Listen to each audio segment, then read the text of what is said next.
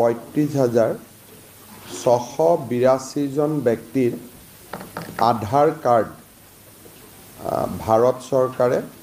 যদিও বায়োমেট্ৰিক সংগ্ৰহ কৰিছিলে কিন্তু আধাৰ কাৰ্ডসমূহ বিতৰণ কৰাটো বন্ধ কৰি ৰাখিছিলে। এই লোকসকল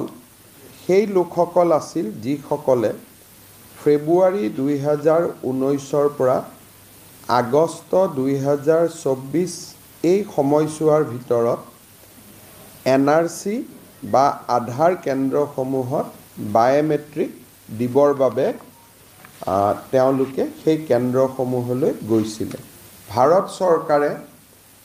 UDI যি আমাৰ আধাৰ কাৰ্ডৰ যিটো অথৰিটি ইউনিক আইডেণ্টিটি যিটো অথৰিটি আছে তেওঁলোকক নিৰ্দেশ দিছে যে অসমৰ বন্ধ হৈ থকা আধাৰ কাৰ্ডসমূহ মুকলি কৰি দিব লাগে আৰু যাৰ আধাৰ কাৰ্ডৰ যোন যোগ্য ব্যক্তি যাৰ পৰা আমি বায়োমেট্ৰিক সেই সময়ত লৈছিলোঁ এতিয়া অসমত এই এটা বহুদিনৰ যিটো এটা ইস্যু পুঞ্জীভূত হৈ আছিলে 9,35,682 গৰাকী ব্যক্তিৰ তেওঁলোকৰ আধাৰ কাৰ্ড পোৱা পথ প্ৰশস্ত হ'ল আৰু মই ভাবোঁ যে অহা 15 দিন এমাহৰ পৰা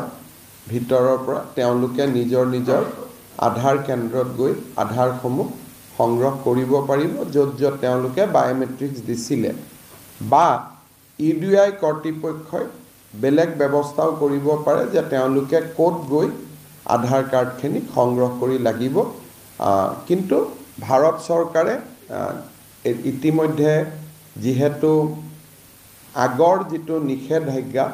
সেইটো তেওঁলোকে প্ৰত্যাহাৰ কৰিছে আৰু এতিয়া আধাৰ কাৰ্ড পোৱাৰ পথ সকলোৰে প্ৰশস্ত